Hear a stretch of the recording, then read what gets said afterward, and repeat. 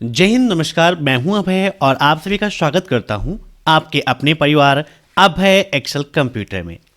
दोस्तों, triple C फरवरी 2024 examination के लिए आज है क्लास नंबर 7, जहां पर ट्रिपल सी की पिछली परीक्षाओं में पूछे गए अति महत्वपूर्ण प्रश्नों को हम आपके साथ डिस्कस करेंगे, जो आपकी परीक्षा के लिए बहुत ज़्यादा इंपॉर्टेंट हैं। तो इस क्लास को लास्ट तक आप जरूर अटेंड करिएगा। हर शाम 8 बजे हम ट्रिपल सी की हम मिशन सीरीज चला रहे हैं। अगर आपने प्रीवियस 6 क्लासेस को मिस कर दिया है तो वीडियो के नीचे डिस्क्रिप्शन में लिंक है, वहां से आप उसे जरूर देख लीजिएगा, क्योंकि सारी क्लासेस आपके लिए काफ़ी ज़्यादा इंपॉर्टेंट हैं। और एग्जाम देने से पहले आप सभी लोग ट्रिपल सी की महामैराथन क्लास को देखना मत भूलिएगा। हमने 1100 क्वेश्चन की कंप्लीट महामैराथन क्लास कराई है, जिससे बहुत अधिक संख्या में स्टूडेंट्स पास हुए हैं एक ही बार में ट्रिपल सी एग्जाम को देकर। तो आप ट्रिपल सी की महामैराथन क्लास को देख लीजिएगा। और एग्जाम में लिब्रे ऑफिस के भी काफ़ी सारे यूनिक क्वेश्चन पूछ जाते हैं, तो मैंने लिब्रे ऑफिस की भी महामैराथन क्लास कराई है, इसको भी आप देखना मत भूलिएगा। और जिन्हें भी ई बुक की आवश्यकता है, हमने वीडियो के नीचे डिस्क्रिप्शन में 2100 बेस्ट ई बुक की लिंक दी है, वहां से आप क्लिक करके डाउनलोड करके अपनी पढ़ाई को और भी बेहतर बना सकते हैं। तो चलिए टाइम वेस्ट न करते हुए शुरू करते हैं आज की एक क्लास।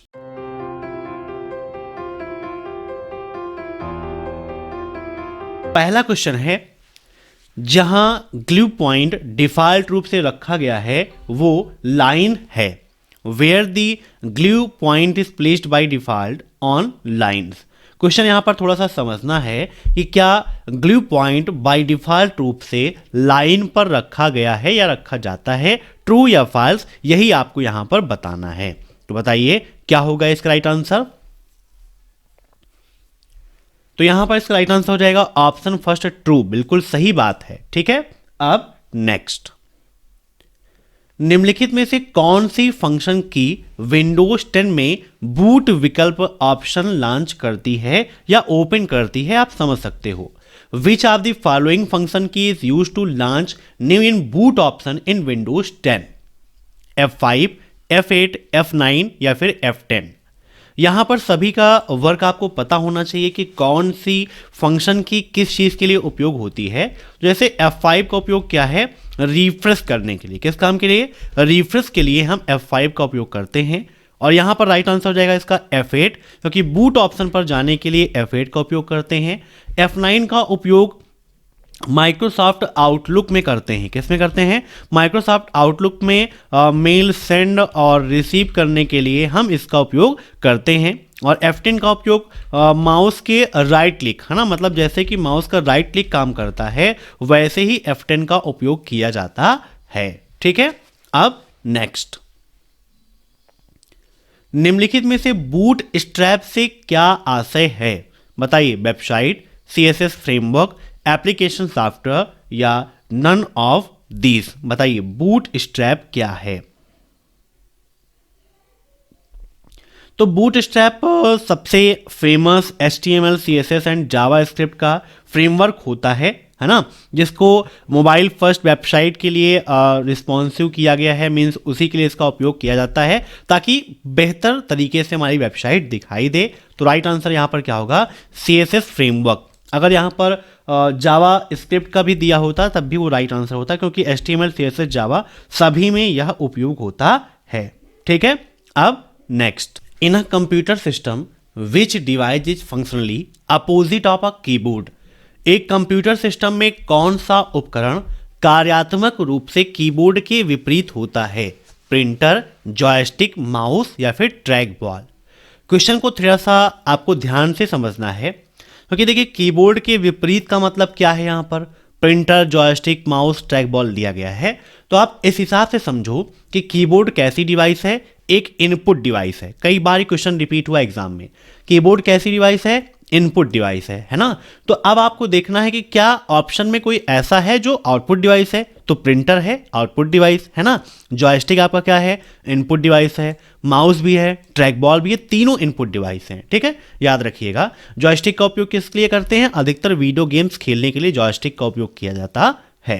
ठीक है, और सबसे कॉमन पॉइंटिंग डिवाइस कौन सी है? तो माउस होती है सबसे कॉमन पॉइंटिंग डिवाइस। अब नेक्स्ट, निम्नलिखित में से किसने रोबोट शब्द का प्रयोग किया था? Who among the following use the word robot? बताइए इन चारों में से किसने सबसे पहले रोबोट शब्द का प्रयोग किया था? अब रोबोट से एक क्वेश्चन और पूछा जाता है कि what is the full form of RPA? RPA का फुल फॉर्म क्या है? तो रोबोटिक प्रोसेस ऑटोमेशन होता है आरपीए का फुल फॉर्म, और यहां पर इसका राइट आंसर हो जाएगा ऑप्शन फर्स्ट। ठीक है, ये रोबोट शब्द का प्रयोग इन्होंने सबसे पहले किया था। अब नेक्स्ट, निम्नलिखित में से कौन सा कथन यूनिक्स के बारे में गलत है? Which of the following statement is incorrect about Unix?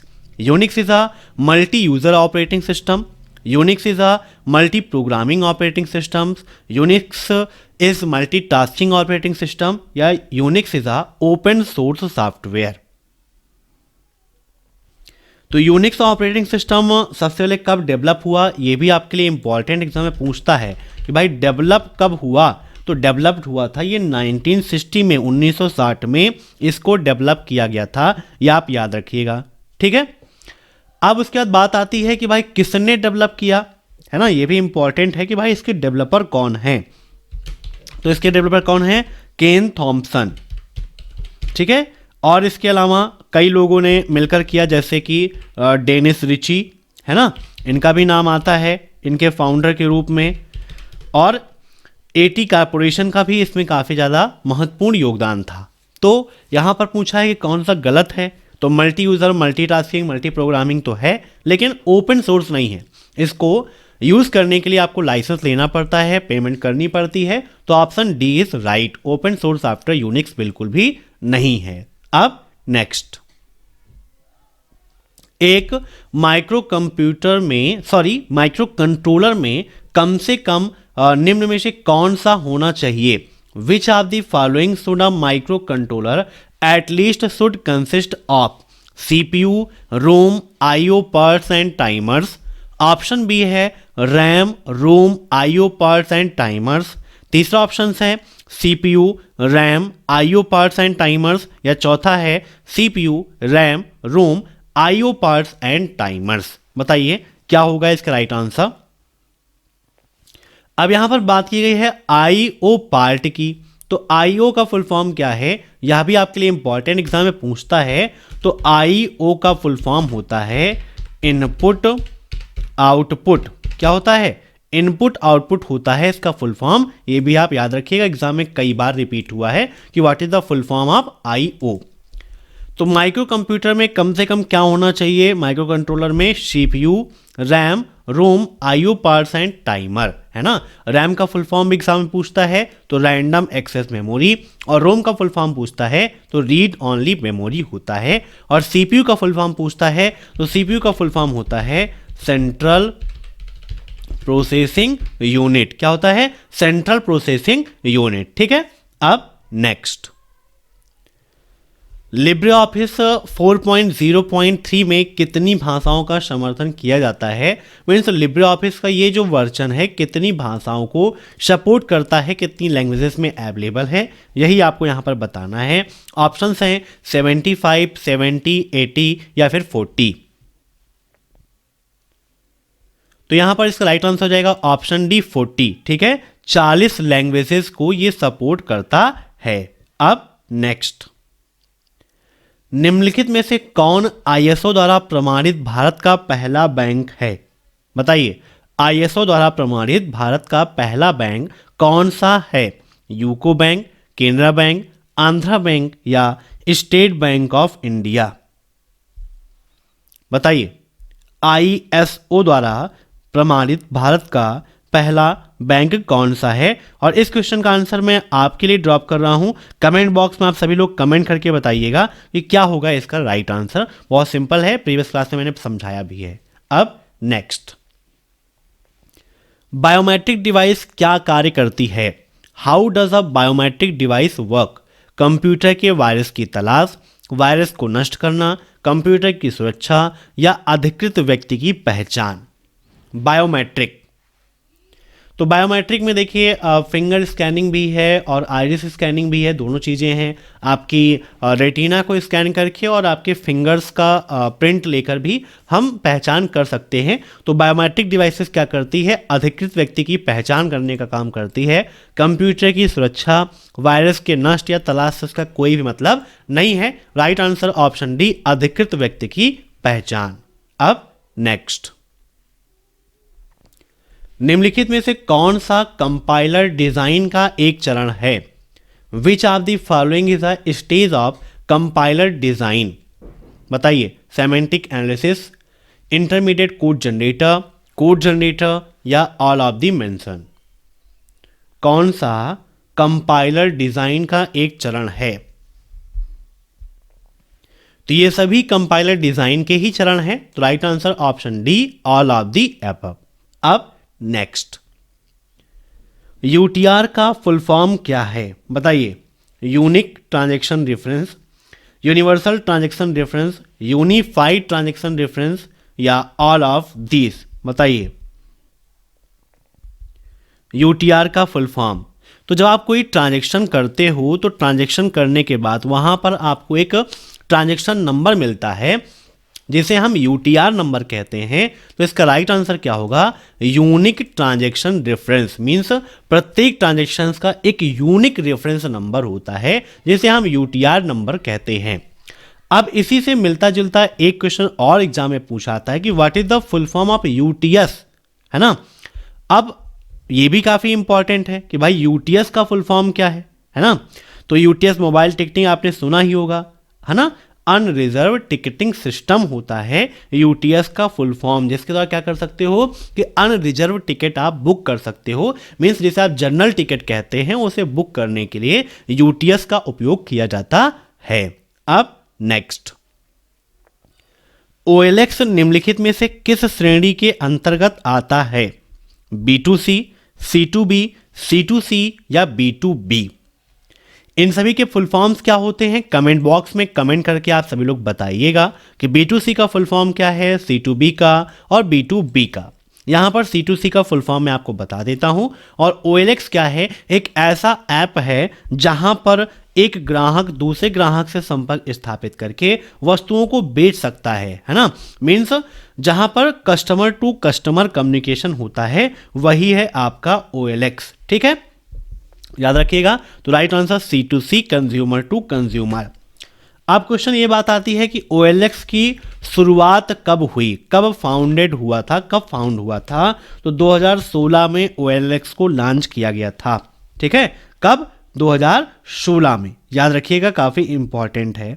और इसमें प्रेजेंट टाइम पर लगभग 2500 से अधिक एम्प्लॉई काम भी कर रहे हैं। ठीक है, OLX को मैनेज करने के लिए, इस कंपनी को चलाने के लिए।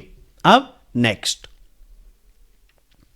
कंप्यूटर में दो या अधिक कंप्यूटर और अन्य डिवाइसेस होते हैं जो डाटा और प्रोग्राम शेयर करने के लिए किसके माध्यम से कनेक्ट होते हैं, यह आपको बताना है।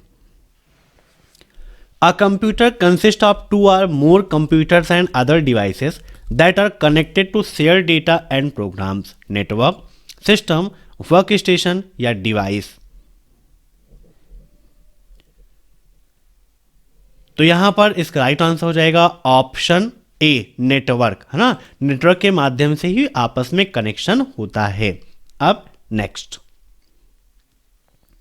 लिब्रे ऑफिस राइटर में ऑटो टेक्स्ट को सेव करने की शॉर्टकट की क्या है? बताइए, Ctrl+F3 है, ट्रू या फॉल्स? आइए लिब्रे ऑफिस राइटर ओपन कर लेते हैं और यहाँ पर देखते हैं थोड़ा सा विद प्रैक्टिकल की ऑटो टेक्स्ट का ऑप्शन कहाँ पर होता है, किस मेनू में होता है, क्योंकि एग्जाम में पूछता है कि ऑटो टेक्स्ट का ऑप्शन कहाँ पर है, किस मेनू में है, तो आपके लिए जानना जरूरी है।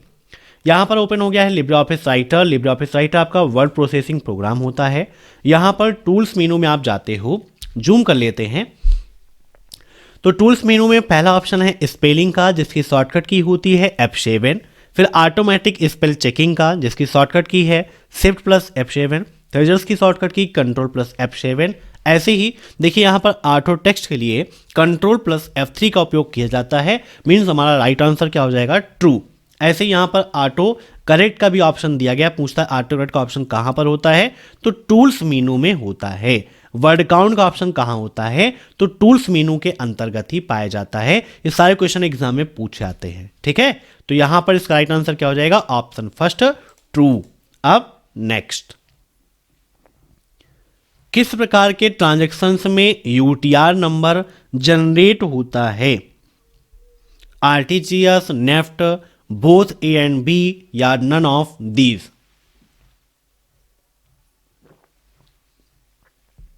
तो देखिए, हर ट्रांजैक्शन में यूटीआर नंबर जनरेट होता है, चाहे वो आरटीजीएस से हो चाहे वो नेफ्ट से हो। तो right answer option C, both A and B. अब नेक्स्ट, निम्नलिखित में से कौन रोबोट से संबंधित है, which of the following is related to a robot, multi functional manipulator, programmable, A and B दोनों या इनमें से कोई नहीं। तो इसका राइट आंसर हो जाएगा ऑप्शन सी, ए और बी दोनों, है ना, क्योंकि मल्टी फंक्शनल मैनिपुलेटर और प्रोग्रामेबल ये दोनों रोबोट से ही संबंधित हैं। अब नेक्स्ट, लिब्रियोफिस राइटर में वर्ड काउंट का विकल्प किस मेनू में उपलब्ध होता है। देखिए, अभी थोड़ी देर पहले ही मैंने आपको बताया था विद प्रैक्टिकल कि कहाँ पर अवेलेबल होता है, और क्वेश्चन भी यहाँ पर नोट डाउन है। ये पूछा गया एग्जाम में कि लिब्रियोफिस राइटर में वर्ड काउंट का ऑप्शन किस मेनू में अवेलेबल है, एडिट, टूल्स, फॉर्मेट या फिर विंडो। तो राइट आंसर क्या है, option B, tools. Very good. अब नेक्स्ट, रोटेट शब्द का प्रयोग तब किया जाता है जब क्लिप आर्ट इमेज में चेहरों की दिशा बदली जाती है। Rotate is the term used when the direction of faces in a clip art image is changed, true और फॉल्स। बताइए क्या होगा इसका राइट आंसर। तो रोटेट का मतलब ही होता है कि डायरेक्शन चेंज करना, है ना। जैसे किसी चीज़ की डायरेक्शन उसको चेंज करना है तो रोटेट के माध्यम से ही हम डायरेक्शन को चेंज कर सकते हैं, है ना। जितने भी डिग्री पर उसे हमें रोटेट करना है, 90 पर, 180 पर, 360 पर, तो वो आप रोटेट कर सकते हो। अब नेक्स्ट, निम्नलिखित में से कौन सा लिब्रियोफिस कैल्क का वैध ऑपरेटर प्रकार नहीं है, which of the following is not a valid operator type of LibreOffice Calc, arithmetic, comparative, text या रेफरेंशियल। तो देखिए, अर्थमेटिक ऑपरेटर भी होता है, कंपैरेटिव भी होता है। अर्थमेटिक का मतलब जैसे कि आप देखते हो ना, प्लस माइनस, ये अर्थमेटिक है। कंपैरेटिव का मतलब क्या है, आपका less than, greater than, equal, ये सभी क्या है, कंपेयर करने में यूज होते हैं। और टेक्स्ट ऑपरेटर्स आप देखते हो, जैसे कि वहाँ पर आप लगाते हो ट्रू, फॉल्स, है ना, ये सभी क्या हैं, टेक्स्ट ऑपरेटर आपके कहलाते हैं। लेकिन ये आपका वैलिड ऑपरेटर नहीं है। ऑप्शन डी इज राइट, ठीक है। अब इसके अलावा देखो, जैसे और है ना, नॉट है, ये सभी भी उसी के अंडर में आते हैं, टेक्स्ट ऑपरेटर में ही आते हैं। अब next,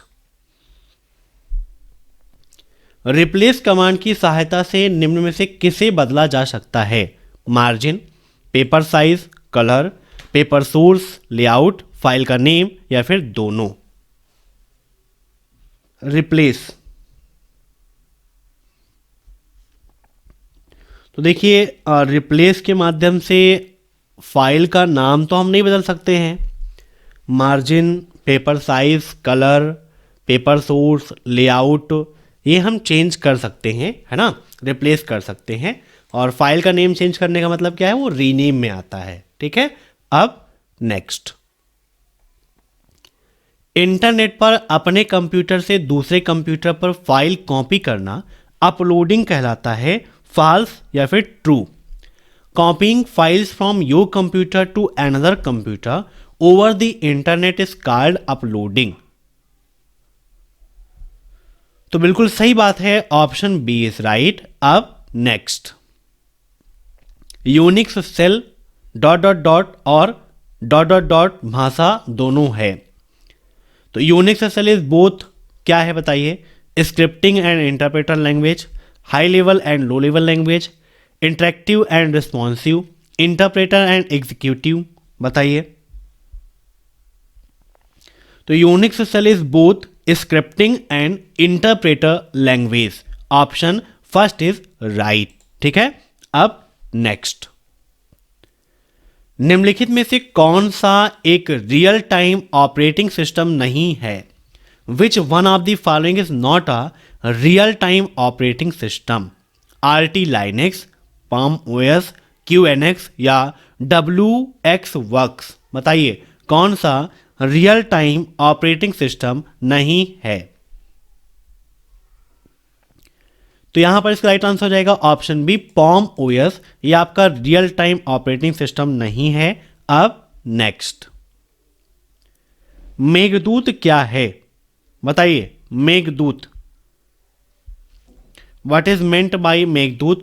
mobile service provided by government of India, online service provided by the government of India, cloud service provided by government of India या call center service provided by the government of India? Meghdoot. जैसे आप देते हैं cloud computing, वैसे ही मेघदूत भी आपका क्या है? एक प्रकार की क्लाउड सर्विस है। ठीक है, तो इसका राइट आंसर क्या हो जाएगा? Option C, cloud service provided by government of India. ठीक है। अब नेक्स्ट, ई स्कैन निम्नलिखित में से किससे संबंधित है? बताइए ई स्कैन किससे संबंधित है? एंड्रॉयड, विंडोज, एंटीवायरस या फिर माइक्रोसॉफ्ट? तो यहां आप इस रूप में समझ सकते हो ई स्कैन को कि ई स्कैन है क्या? एंटीवायरस से आप जानते हो, लेकिन ये पूछा है कि किससे संबंधित है। तो पहला ऑप्शन आपको टिक क्या करना है यहां पर? किससे क्या लगाओगे? एंटीवायरस लगाओगे या फिर माइक्रोसॉफ्ट लगाओगे या फिर विंडोज़? तो देखो माइक्रोसॉफ्ट कंपनी ने ही विंडोज़ को लॉन्च किया है ना?